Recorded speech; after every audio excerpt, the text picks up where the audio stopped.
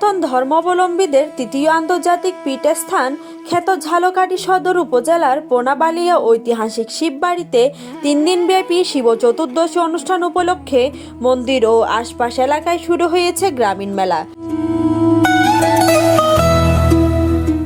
রবিবার দুপুরের পর থেকে ত্রয়ম্বকেশ্বর ভৈরবের আরাধনার মধ্য দিয়ে পূজা অর্চনা, শিব দর্শন, পুণ্যস্নান সহ বিভিন্ন ধর্মীয় আচার অনুষ্ঠান শুরু হয়।